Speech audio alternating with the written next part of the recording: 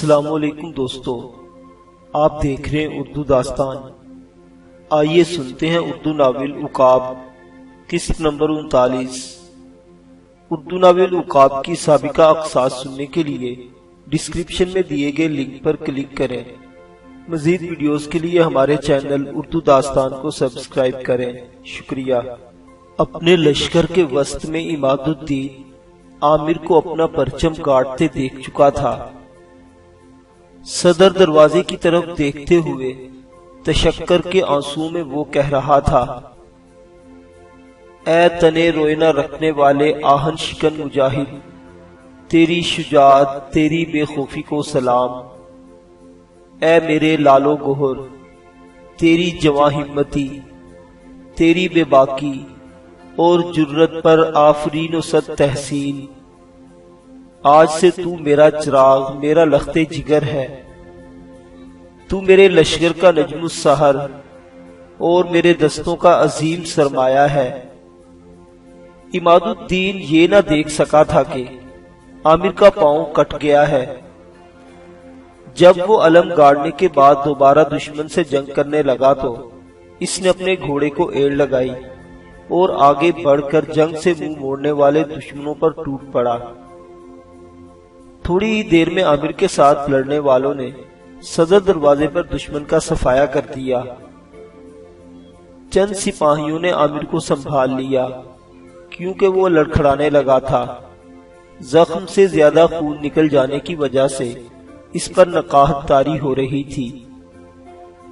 اچانک دائیں ہاتھ کے برجوں کے اندر سے دشمن کے کچھ اور دستے نکلے اور مسلمانوں پر ٹوٹ پڑے۔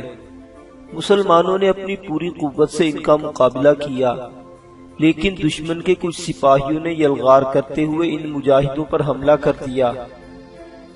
اپنی پوری قوت کو مجتمع کر کے عامر آخری بار پھر سنبھلا اور سنبھلتے ڈگمگاتے پھر دشمن کے خلاف جنگ کرنے لگا۔ اس کی حفاظت کرنے والے مجاہد شہید ہو گئے تھے۔ دشمن کی 2 تلواریں عامر کے شانے پر برس گئی اور وہ لڑکھڑا کر نیچے گر گیا۔ اتنی دیر میں اس کے دستوں نے حملہ آوروں کا خاتمہ کر دیا تھا اور پھر آن کی آن میں جنگ سے فارغ ہونے والے چند جوانوں نے دشمن کے ان سپاہیوں کا بھی خاتمہ کر دیا جو عامر اور اسے سنبھالنے والوں پر حملہ آور ہوئے تھے۔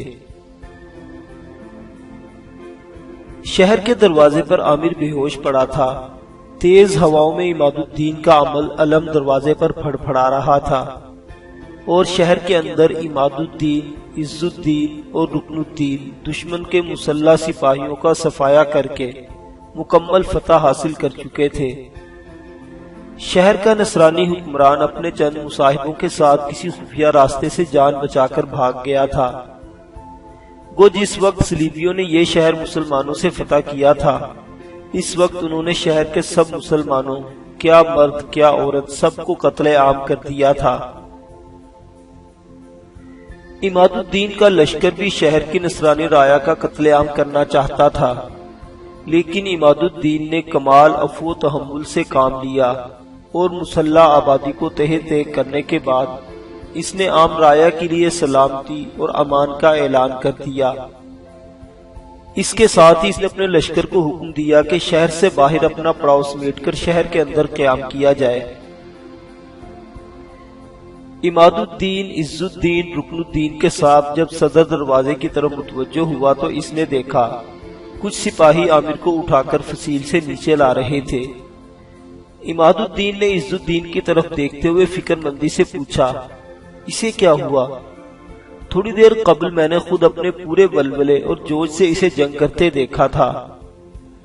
پریشانی کی حالت میں عز الدین نے کوئی جواب نہ دیا۔ اس کی زبان لڑکھڑا کر رہ گئی۔ جب وہ نزدیک پہنچے تو سپاہیوں نے نیچے اتر کر عامر کو زمین پر لٹا دیا۔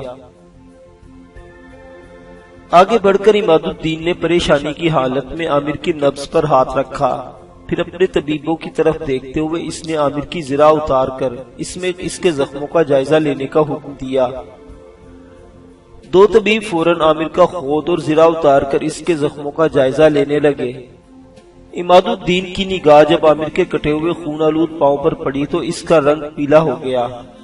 اور روتی بکھرتی آواز میں اس نے کہا، اے فرزند، یہ تیرے ساتھ کیا ہوا؟ دشمن کی تلواریں تجھ پر کیسے برس گئی؟ عز الدین اور رکن الدین میں ہی زمین پر بیٹھ گئے۔ جنگ میں حصہ لینے والے بنو ابس کے کچھ جوان بھی وہاں آ کر جمع ہو گئے اور زخمی عامر کی طرف تشویش کی نگاہ سے دیکھنے لگے۔ طبیبوں نے جب عامر کی زرہ اتاری تو انہوں نے دیکھا پاؤں کٹ جانے کے علاوہ عامر کے شانے پر 2 گہرے زخم آئے تھے۔ اگر وہ زرہ نہ پہنے ہوتا تو جس طرح دشمن کی 2 تلواریں اس پر برسی تھی، اس کا شانہ کٹ کر علیحدہ ہو گیا ہوتا۔ عماد الدین اداس کھڑا تھا، عز الدین اور رکن الدین افسردہ بیٹھے تھے۔ طبیب عامر کے زخموں کو صاف کر کے ان پر مرہم پٹی کرنے لگا۔ رکن الدین نے کچھ سوچا، پھر اس نے بنو ابس کے 2 جوانوں کو اشارے سے اپنے پاس بلا کر سرگوشی کرتے ہوئے کہا، تم ابھی اور اسی وقت قبیلہ بنو ابس کی طرف روانہ ہو جاؤ اور عامر کے چچا کو اس کے زخمی ہونے کی اطلاع کرو۔ اس سے کہنا آتے وقت موصل سے عامر کی بیوی اور بچوں کو بھی یہاں لے آئے، اور سنو، جلدی لوٹنا۔ امیر کی حالت سے پتہ چلتا ہے کہ ان کے بچنے کی کوئی امید نہیں، لہٰذا ان کے چچا اور بیوی بچوں کا جلدی یہاں پہنچنا ضروری ہے۔ عماد الدین نے بھی رکن الدین کے یہ الفاظ سن لیے تھے۔ اس نے خفگی اور ڈانٹ میں رکن الدین سے کہا، تیرے منہ میں خاک، میں اسے اپنا فرزند کہہ چکا ہوں۔ تو اگر اس کی زیست اور حیات کے لیے دعا نہیں مانگ سکتا تو اس کی موت کی اطلاع مجھے کیوں سناتا ہے کہ اس کی مرگ پر اور ناقابل برداشت ہوگی؟ عماد الدین رکا، پھر اس نے بنو ابس کے 2 نوجوانوں کی طرف دیکھتے ہوئے مجروح آواز میں کہا، بہرحال تم دونوں بنو ابس کی طرف روانہ ہو جاؤ۔ وہ دونوں سپاہی وہاں سے ہٹ گئے۔ طبیب جب عامر کی مرہم پٹی کر چکے تو عماد الدین نے عز الدین اور رکن الدین سے کہا، تم دونوں عامر کو اٹھا کر میرے ساتھ لاؤ۔ عز الدین اور رکن الدین نے عامر کو اٹھا لیا۔ عماد الدین طبیبوں کے ساتھ زخمی اور بے ہوش عامر کو جوسلن کے قصر میں لے آیا اور اس کا لشکر اپنا پڑاؤ اٹھا کر شہر کے اندر آ رہا تھا۔ سورج غروب ہونے کو تھا، سائے پھیل کر دھندلے اور مبہم ہونے لگے تھے۔ سورج کی روشنی صرف کوہستانوں کی چوٹیوں میں رہ گئی تھی۔ 2 سوار اپنے گھوڑوں کو سر پر دوڑاتے ہوئے بنو ابس کی بستی بلاس میں داخل ہوئے۔ عامر کے چچا عمر بن کعب کی حویلی کے سامنے ان دونوں نے اپنے گھوڑے روک لیے۔ دونوں نیچے اترے، پھر ان دونوں میں سے ایک آگے بڑھ کر دروازے پر دستک دینے لگا۔ تھوڑی دیر بعد عامر کے امزاد عدنان نے دروازہ کھولا اور ان سواروں کی طرف دیکھتے ہوئے پوچھا، تم تو میرے امزاد عامر کے پاس جہاد کی غرض سے گئے تھے، تم کب لوٹے؟ میرا امزاد کیسا ہے؟ عروب بھی اس وقت اپنے باپ کے گھر میں تھی۔ ان کی گفتگو سن کر وہ صحن میں آ کر کھڑی ہو گئی۔ اس کے قریب ہی عمر بن کعب اور عدنان کی بیوی سمیرہ کھڑے تھے، جبکہ حویلی کے ایک کونے میں عدنان کے بچے کھیل رہے تھے۔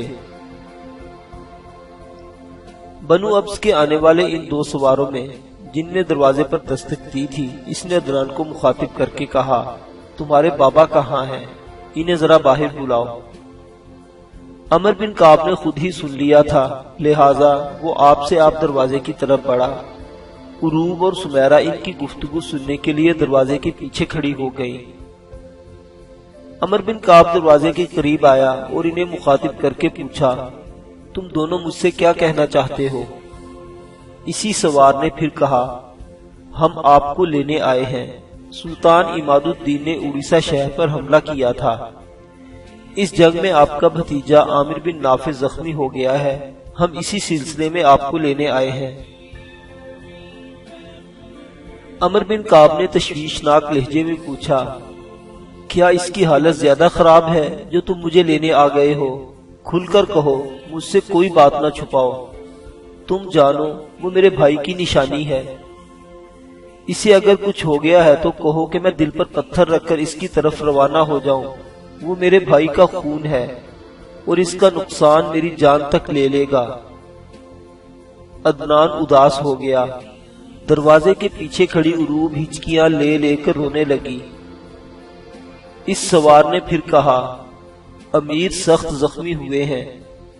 پھر اس سوار نے عامر کے کمند کے ذریعے فصیل پر چڑھنے، فصیل کا دروازہ کھولنے اور صدر دروازے پر اپنا پرچم نصب کرنے تک کے حالات سنا ڈالے۔ جب وہ خاموش ہوا تو عمر بن کعب نے پوچھا، وہ اس وقت کہاں ہے؟ وہ اڑیسہ شہر میں اور عماد الدین نے انہیں شہر کا حاکم مقرر کر دیا ہے۔ عمر بن کعب نے کپ کپاتی آواز میں پوچھا، اسے زخم کہاں کہاں آئے ہیں؟ سوار نے غمزدہ آواز میں کہا، اس کے بائیں شانے پر 2 گہرے زخم آئے ہیں، اس کے علاوہ ان کا بایاں پاؤں انگلیوں کی طرف سے آدھا کٹ گیا ہے۔ ہم فتح کے بعد فوراً وہاں سے روانہ ہو گئے تھے۔ جس وقت ہم نے وہاں سے کوچ کیا تھا، اس وقت امیر عامر بن نافع بے ہوش پڑے تھے۔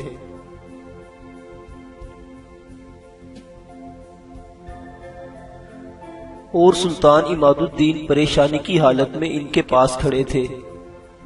ہم یہاں سے موصل جائیں گے اور ان کی بیوی اور بچوں کو وہاں سے لے کر اڑیسہ کی طرف روانہ ہو جائیں گے۔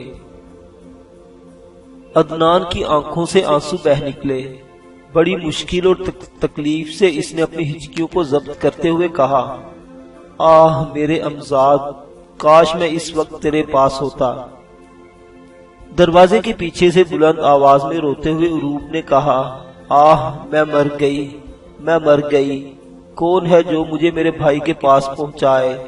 آئے، اس کا بازو کٹ گیا، اس کے شانوں پر گہرے گھاؤ ہیں، وہ بے ہوش پڑا ہے۔ کاش یہ خبر سننے سے قبل ہی میں مر گئی ہوتی یا میری سماعت پر مہر لگ چکی ہوتی۔ کاش میری بصارت چلی گئی ہوتی کہ میں کچھ سن سکتی اور نہ دیکھ سکتی۔ آہ میرا بھائی کیسی تکلیف اور اذیت میں ہوگا۔ بوڑھے عمر بن کعب کی کمر جھک گئی۔ اس نے دروازے کا سہارا لے لیا۔ اس کی آنکھوں سے تسلسل کے ساتھ آنسو گرنے لگے۔ گردن جھکائے ہی جھکائے اس نے کہا، تم دونوں ایسی خبر لائے ہو جس نے میری کمر توڑ دی ہے، میرے دل کو لخت لخت اور میرے سارے جسم کو ریزہ ریزہ کر کے رکھ دیا ہے۔ گو انتظامات مشیت کے سامنے کچھ کہنا عبث ہے، پھر بھی اس گوہر نایاب کو کچھ ہو گیا تو میرے بھائی کا شجرہ بیکار اور نسب ختم ہو جائے گا کہ عامر اس کی واحد نشانی ہے۔ اگر وہ ہم سے بچھڑ گیا تو اس کی یادیں تازیانہ بن کر مجھ پر برستی رہیں گی کہ یہاں اس نے میرے پاس ایک اجنبی اور غریب الوطنی کی سی زندگی بسر کی۔ کاش قبیلے کا ساتھ دیتے ہوئے میں نے اس سے ناروا سلوک نہ کیا ہوتا۔ اے میرے بھائی کے بیٹے، مجھے معاف کرنا، میرے بچے، کہ میں بھٹکا ہوا تھا۔ تو نے اپنا خون دے کر اڑیسہ شہر فتح کرنے میں مدد دی ہے۔ اے خداوند رحمان و رحیم، میں نے اپنی طویل زندگی میں اگر کوئی نیکی اور خیر کا کام کیا ہے تو اس کے اجر میں تم سے میں اپنے بھائی کے بیٹے کی زندگی مانگتا ہوں۔ اسے صحت اور شفا دے مولا۔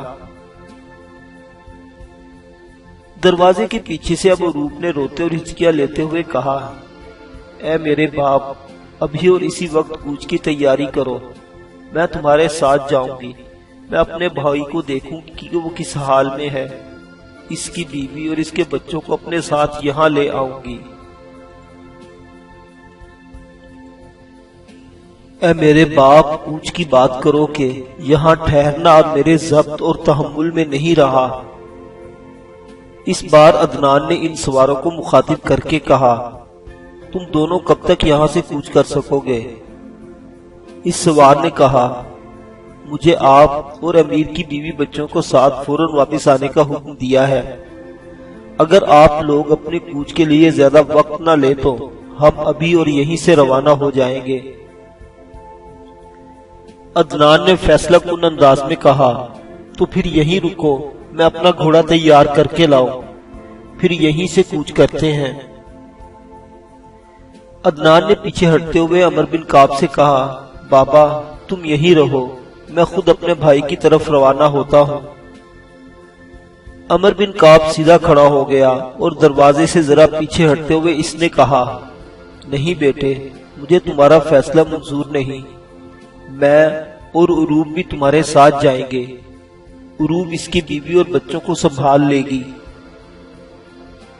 عمر بن کعب نے دوبارہ سوار کی طرف مڑتے ہوئے پوچھا، کیا تمہیں خبر ہے کہ عامر کے کتنے بچے ہیں اور کیا تو نے انہیں دیکھا ہے؟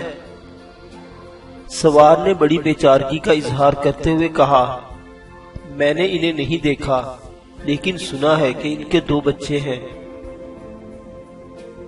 ایک لڑکا اور ایک لڑکی، لڑکے کا نام نافع اور لڑکی کا نام نائرہ ہے۔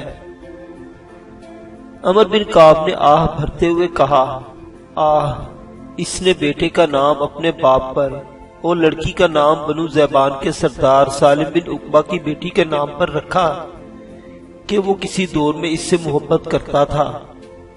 تم دونوں رکو، ہم ابھی آتے ہیں۔ عمر بن کعب نے عدنان اور عروب سے فوراً تیاری کرنے کا کہا، پھر وہ اپنے گھوڑوں پر سوار ہو کر باہر آئے اور ان دونوں سواروں کے ساتھ وہ تینوں موصل کی طرف کوچ کر گئے۔ عامر آنے والی پوری رات زندگی اور موت کی کشمکش میں بے ہوش پڑا رہا۔ اسے اس کمرے میں رکھا گیا تھا جو کبھی جوسلن کی خوابگاہ تھا۔ اس کمرے سے بت اور برہنہ عورتوں کے مجسمے ہٹا دیے گئے جن سے جوسلن نے اس وسیع کمرے کو سجا رکھا تھا۔ عماد الدین، عز الدین اور رکن الدین بھی اسی کمرے میں ٹھہرے ہوئے تھے۔ اس کے علاوہ عماد الدین کے 2 نامور طبیبوں کا قیام بھی عامر کے پاس اسی کمرے میں تھا۔ اگلے روز فجر کی نماز کے لیے جانے سے قبل عماد الدین نے پھر عامر کو دیکھا، وہ ویسا ہی بے ہوش پڑا ہوا تھا۔ عماد الدین اور زیادہ فکر مند ہو گیا تھا۔ پھر وضو کر کے وہ عز الدین، رکن الدین اور دونوں طبیبوں کے ساتھ اسی کمرے میں فجر کی نماز ادا کرنے لگا۔ نماز کے بعد دونوں طبیب اس کے علاوہ عز الدین اور رکن الدین بھی عامر کے پاس آ کر بیٹھ گئے۔ عماد الدین کچھ دیر مصلے پر ہی بیٹھ کر تسبیح کرتا رہا، پھر اس نے دعا کے لیے ہاتھ اوپر اٹھائے اور اپنی کچلی مسلی آواز میں بڑی عاجزی کے ساتھ اپنے رب کے حضور وہ دعا مانگ رہا تھا۔ اس کی آنکھوں میں آنسو اور ہونٹوں پر یہ الفاظ تھے، رب عظیم، میں تیرا ایک عاجز و گناہگار بندہ ہوں، تیری راہ میں تیری رضا اور تیری خوشنودی کی خاطر میں نے تلوار کفار کے خلاف بے نیام کی ہے۔ میرے اللہ، میں عامر بن نافع کو اس شہر کا حاکم مقرر کر چکا ہوں، میرے اس فیصلے کی لاج رکھ اور اسے صحت اور شفا دے کر یہ میرا دایاں بازو بن کر کفار کے خلاف میرا ساتھ دیتا رہے۔ الہی، تو غفور الرحیم ہے، تو بدیع و بے نظیر ہے، تیرے سامنے میرے اعمال، میں شرمسار اور عاجزی کے سوا کچھ نہیں، پھر بھی اپنی ساری عمر تیری راہ میں، تیرے رسول صلی اللہ علیہ وسلم کی اطاعت میں کفار کے خلاف میں نے جو جہاد کیا، اگر وہ تیرے ہاں مقبول و منظور ہے تو اے پروردگار، میں اسی صدقے میں تجھے عامر بن نافع کی زندگی اور صحت کی مانگتا ہوں، تو اسے اچھا کر دے، اسے صحت دے میرے مولا، کہ وہ اس شہر کا حاکم بن کر میرا مددگار اور معاون بن سکے۔ دعا مانگنے کے بعد عماد الدین اٹھا اور جوسلن کے پلنگ پر بے ہوش پڑے ہوئے عامر کے پاس اس طرف آ بیٹھا جہاں عز الدین اور رکن الدین بیٹھے ہوئے تھے۔ پلنگ کے دوسری طرف دونوں طبیب بیٹھے بڑے غور سے عامر کو دیکھ رہے تھے۔ عماد الدین کو بیٹھے ابھی تھوڑی ہی دیر ہوئی تھی کہ عامر کے جسم نے حرکت کی، پھر اس نے پہلو بدلا، اس کے ساتھ ہی آنکھیں کھول کر وہ سلطان عماد الدین کی طرف دیکھنے لگا۔ عماد الدین کے چہرے پر مسکراہٹ بکھر گئی، عز الدین اور رکن الدین خوشی سے پھول کی طرح کھل اٹھے۔ دونوں طبیب بھی عامر کو آنکھیں کھولے اور حرکت میں دیکھ کر مسرت اور شادمانی کا اظہار کرنے لگے۔ عماد الدین نے عامر کا ہاتھ اپنے ہاتھ میں لیتے ہوئے پرسکون آواز میں کہا، میرے خداوند نے آنسو میں ڈوبے میرے ٹوٹے پھوٹے الفاظ قبول کیے ہیں۔ خدا تمہیں مکمل شفا دے گا اور تم اس شہر کے حاکم بن کر رہو گے۔ ایک طبیب نے عامر کی طرف دیکھتے ہوئے پوچھا، کیا آپ کو کھانے کا دل کرتا ہے؟ اس سے جسم کی توانائی اور قوت حاصل ہوگی۔ عامر نے جب اس بات میں سر ہلا دیا تو رکن الدین اٹھتا ہوا بولا، میں ابھی کھانا لاتا ہوں۔ عماد الدین عامر کا ہاتھ اپنے ہاتھ میں لے کر اسے پیار سے سہلانے لگا۔ عز الدین بڑے شوق اور تجسس سے عامر کو دیکھ رہا تھا اور رکن الدین کھانا لانے کے لیے باہر نکل گیا تھا۔ دونوں طبیب عامر کے زخموں پر دوبارہ مرہم پٹی کرنے کی تیاری کرنے لگے۔ ایک روز دوپہر کے وقت اپنی موصل کی حویلی میں راشیل گھر کی صفائی کر رہی تھی۔ بوڑھا امیس استبل میں گھوڑوں کو کھریرا کر رہا تھا اور دونوں بچے نائرہ اور نافع حویلی کے باغ میں کھیل رہے تھے کہ حویلی کے بیرونی دروازے پر کسی نے دستک دی۔ باغ میں کھیلتے دونوں بچے دروازے کی طرف آ گئے۔ راشیل بھی حویلی کے اندر سے نکل کر دروازے کے قریب آ گئی، جبکہ امیس دروازہ کھولنے کے لیے آگے بڑھا۔ ان سب کو امید تھی کہ عامر آ گیا ہے۔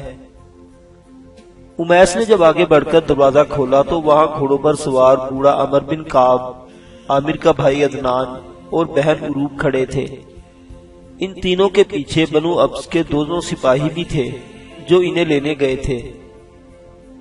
عمر بن کعب نے امیس کی طرف دیکھتے ہوئے پوچھا، کیا یہ عامر بن نافع کی حویلی ہے؟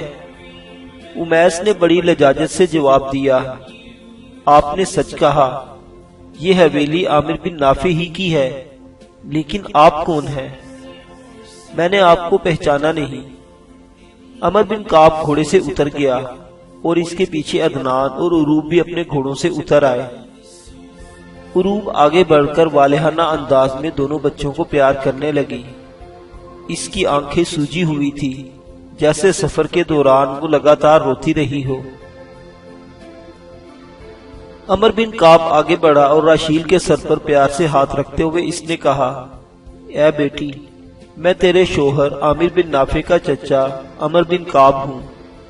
یہ دونوں اس کے امزاد اور میرا بیٹا اور بیٹی ہیں۔ ان کے نام عدنان اور عروب ہیں۔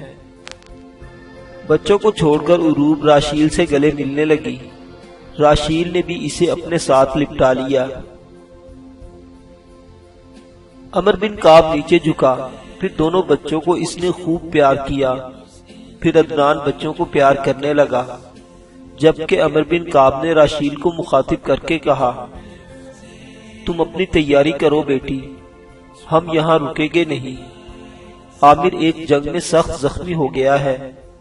اس کا بایاں پاؤں انگلیوں کی طرف سے آدھا کٹ چکا ہے اور شانے پر 2 گہرے زخم آئے ہیں۔ یہ دونوں سپاہی ہمارے قبیلے سے ہیں اور میدان جنگ سے ہمیں لینے گئے تھے۔ ہماری منزل اب اڑیسہ شہر ہوگی۔ راشیل چکرا کر رہ گئی۔ اس نے دروازے کا سہارا لے لیا۔ اس کی حالت اب ایسی ہو گئی جیسے وہ برسوں کے علیل اور بیمار ہو۔ اس کے چہرے پر غروب آفتاب کا سا اداس منظر تھا۔ عامر کے زخمی ہونے کی خبر سن کر اور اپنی ماں کی حالت دیکھ کر دونوں بچے رونے لگے۔ عروب اور عدنان ان دونوں کو تسلی دینے لگے۔ راشیل فوراً سنبھل گئی اور اپنے بچوں کو مخاطب کرتے ہوئے اس نے ایک عزم اور ایک انتھک جذبے میں کہا، چپ ہو جاؤ میرے بچوں، میرے شوہر اور تمہارے ابی ملت کے ایک عظیم مجاہد ہیں۔ انہوں نے جو قدم بھی اٹھایا ہوگا اس میں میری ملت اور میری قوم کی بہتری ہوگی۔ مت رو میرے بچوں، خدا تمہارے باپ کا حامی و ناصر ہوگا۔ میں واویلا کر کے، آنسو بہا کے اور رو کر اپنے شوہر کے جذبے، ایمانی قوت اور مذہب و ملت کے لیے ان کی قربانیوں کو دھندلانا نہیں چاہتی ہوں۔ پھر راشیل نے گردن جھکائی اور اداس کھڑے امیس کی طرف دیکھتے ہوئے کہا، اے عم، تم فوراً بگھی تیار کرو، میں خود اور بچوں کو تیار کر کے ابھی آ رہی ہوں۔ تم اپنا ضروری سامان بھی بگھی میں رکھ لو۔ راشیل نافع اور نائرہ کو پکڑ کر اندر لے گئی۔ اس نے تیاری کرنے میں زیادہ دیر نہ لگائی اور تھوڑی ہی دیر میں وہاں سے کوچ کر گئے۔ راشیل، عروق اور دونوں بچے بگھی میں بیٹھ گئے۔ عمر بن کعب، عدنان اور دونوں محافظ گھوڑوں پر سوار بگھی کے آگے آگے چلنے لگے۔ اس طرح یہ مختصر سا قافلہ بڑی تیزی سے اڑیسہ کی طرف بڑھتا رہا۔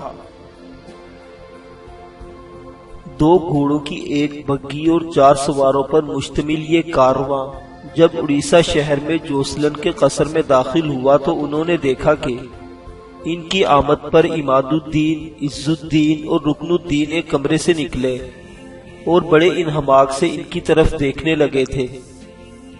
رکن الدین اپنے بھیجے ہوئے دونوں سواروں کو پہچان گیا، لہٰذا اس نے عماد الدین کو مخاطب کرتے ہوئے کہا، یا سیدی، امیر عامر کا چچا اور اس کے بیوی بچے آ گئے ہیں۔ عماد الدین ان دونوں کے ساتھ بگھی کی طرف بڑھا۔ ان دونوں سواروں میں سے ایک نے عمر بن کعب کو مخاطب کر کے کہا، آنے والو،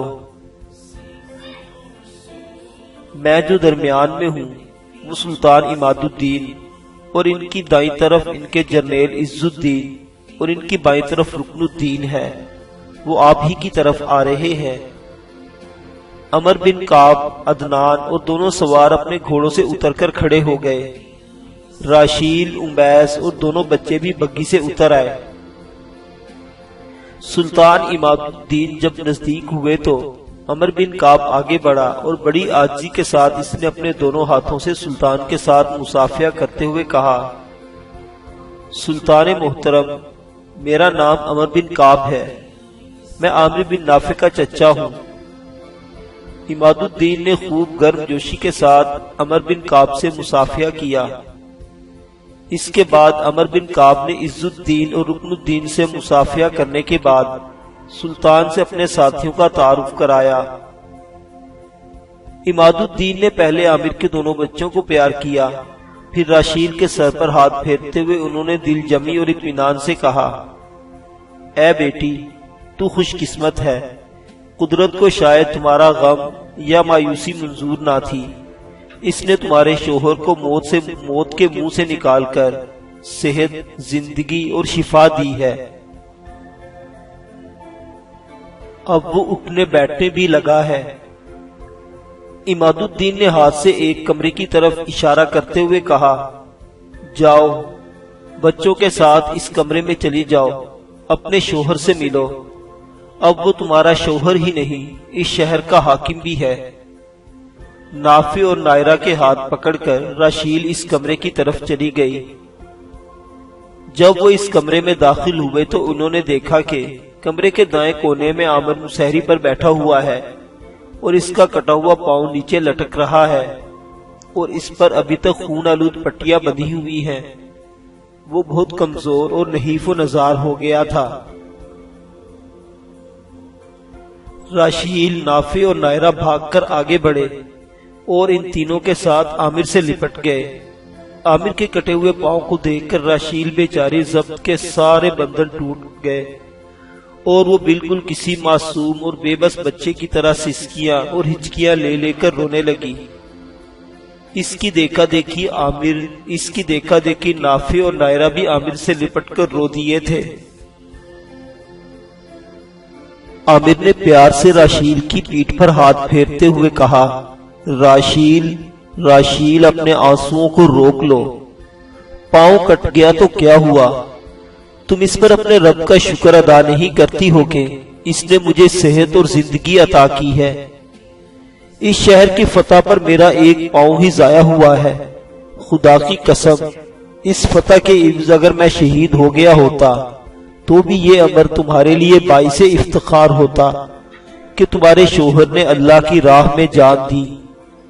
اپنے آنسو پوچھ لو راشیل اور بچوں کو سنبھالو، تم ایک مجاہد کی بیوی ہو اور مجاہدوں کی زندگی میں ایسے طوفان، ایسی آندھیاں معمول کا ایک حادثہ ہے۔ عامر کے کہنے پر راشیل نے اپنے آنسو پوچھ لیے اور سنبھل گئی۔ نافع اور نائرہ کو بھی اس نے اپنی گود میں لے کر چپ کرا لیا۔ راشیل کے سنبھلنے پر عامر نے پوچھا، راشیل کیا تم اکیلی آئی ہو؟ راشیل نے عامر کے الجھے ہوئے بالوں کو پیار سے سنوارتے ہوئے کہا، میں اکیلی نہیں، میرے ساتھ آپ کا چچا، بھائی عدنان اور بہن عروب بھی ہے، امیس بھی ہے، وہ باہر کھڑے ہیں، اگر آپ کہیں تو انہیں اندر بلا لوں؟ نافع نے فوراً اٹھ کر باہر بھاگتے ہوئے کہا، میں خود جاتا ہوں اور اپنے دادا، چچا اور پھوپھی کو بلاتا ہوں۔ تھوڑی ہی دیر بعد نافع کے ساتھ عمر بن کعب، عدنان، عروب اور امیس کمرے میں داخل ہوئے۔ عامر اور راشیل کو پرسکون اور خاموشی سے بیٹھے دیکھ کر شاید ماحول کو خراب نہ کرنے کی خاطر ان میں سے کسی نے بھی بے ربطی اور بے ضبطی کا اظہار نہ کیا۔ سب سے پہلے عمر بن کعب، امیس اور عدنان نے عامر سے مصافحہ کیا، پھر عروب نے عامر سے لپٹ کر اس کے شانے پر جو زخمی نہ تھے سر رکھتے ہوئے کہا، اخی، ہم خوش قسمت ہیں کہ آپ کو پرسکون حالت میں راشیل کے ساتھ بیٹھے دیکھ رہے ہیں، خدا میرے بھائی کی عمر طویل کرے۔ ان سب نے عامر کا کٹا ہوا پاؤں دیکھ لیا تھا، لیکن عمر بن کعب نے اشارے سے سب کو کچھ کہنے سے منع کر دیا، شاید اس خاطر کہ عامر، راشیل اور دونوں بچوں کو ان کی کسی گفتگو سے دل آزاری نہ ہو۔ وہ سب اپنی باتوں اور گفتگو سے عامر اور راشیل کو مطمئن اور خوش رکھنے کی کوشش کرنے لگے۔ ان سب نے عامر کے پاس 1 ماہ تک قیام کیا۔ اس دوران عامر بالکل ٹھیک ہو گیا تھا۔ اس کے بائیں جوتے کے اگلے حصے میں روئی بھر دی گئی تھی، جسے پہن کر وہ چلنے پھرنے کے علاوہ گھوڑے پر سواری بھی کر سکتا تھا۔ اس دوران عماد الدین نے اپنے لشکر کا ایک حصہ شہر میں متعین کر دیا تھا۔ رکن الدین کو عامر کے معاون کے طور پر اڑیسہ میں رکھا گیا، اور عماد الدین شہر کے انتظامات عامر کو سونپنے کے بعد عز الدین کے ساتھ اپنے لشکر کو لے کر وہاں سے کوچ کر گیا۔ اڑیسہ سے نکل کر عماد الدین نصرانیوں کے ایک اور قلعہ نما شہر سروج پر برق و رعد بن کر گرا اور اسے بزور شمشیر فتح کرنے کے بعد موصل کی طرف کوچ کر گیا۔ عماد الدین کی روانگی کے 3 روز بعد جبکہ سب اکٹھے بیٹھے باتیں کر رہے تھے، عمر بن کعب نے عامر کی طرف دیکھتے ہوئے کہا، عامر بیٹے، تمہیں خبر ہے کہ گھر پر سمیرہ اور بچے اکیلے ہیں۔ اب تم صحت مند اور تندرست ہو چکے ہو، اگر تم کہو تو آج ہم تینوں یہاں سے رخصت ہو جائیں۔ پیچھے باغات اور فصلوں کی دیکھ بھال کرنے والا بھی کوئی نہیں۔ عامر چند لمحوں تک باری باری عمر بن کعب، عدنان اور عروب کو دیکھتا رہا، پھر گھائل سی آواز میں اس نے کہا، اے عم، آپ کو روانگی اور رخصت کو دل تو مانتا نہیں، لیکن مجبوریوں کے تحت میں ہاں کرتا ہوں، اس دعوے کے ساتھ کہ آپ یہاں میرے پاس آتے رہیں گے۔ عمر بن کعب کھڑا ہوتا ہوا بولا، کیوں نہیں آیا کروں گا بیٹے، تم سے میرے خون کا ایک ربط اور تعلق ہے، تم سے ہی میرے ساتھ میرے بھائی کا رشتہ، اس کی عظمت اور فضیلت منسلک ہے۔ عامر نے امیس کی طرف دیکھتے ہوئے کہا، امیس، اپنی بگھی تیار کرو، میرا عم اور دونوں بہنیں بگھی میں یہاں سے کوچ کریں گی۔ امیس فوراً اٹھ کر باہر نکل گیا۔ استبل میں آ کر اس نے بگھی گھوڑوں کو جوت دی۔ اتنی دیر میں سب کمرے سے نکل کر باہر آ گئے اور بگھی میں بیٹھ گئے۔ امیس کو بھی انہوں نے بگھی میں بٹھا لیا اور پھر بگھی پر بیٹھ کر عدنان گھوڑے ہانکنے لگا تھا۔ شہر سے باہر ایک جگہ پر عامر کے کہنے پر عدنان نے بگھی کو روک دیا۔ بگھی میں بیٹھے ہی بیٹھے عامر نے عمر بن کعب اور عدنان سے مصافحہ کیا۔ اس دوران عروب، راشیل اور بچوں سے ملنے لگی۔ آخر میں عامر نے نیچے جھک کر عروب کی پیشانی چومی اور بگھی سے اتر گیا۔ راشیل، نافع، نائرہ اور امیس بھی نیچے اتر گئے۔ روم نے پردہ اٹھا کر اپنا سر باہر نکالتے ہوئے کہا، اخی صرف ہمارا ہی انتظار نہ کرتے رہنا، آپ بھی راشیل اور بچوں کو لے کر اپنی بستی میں آنا۔ عامر کے بجائے راشیل نے مسکراتے ہوئے کہا، ضرور آئیں گے۔ پھر عدنان نے بگھی کے گھوڑوں کو ہانک دیا۔ وہ سب وہیں کھڑے ہو کر انہیں جاتا ہوا دیکھتے رہے۔ جب بگھی ان کی نظروں سے اوجھل ہو گئی تو عامر بے حد اداس اور افسردہ ہو گیا اور اس کی گردن جھک گئی۔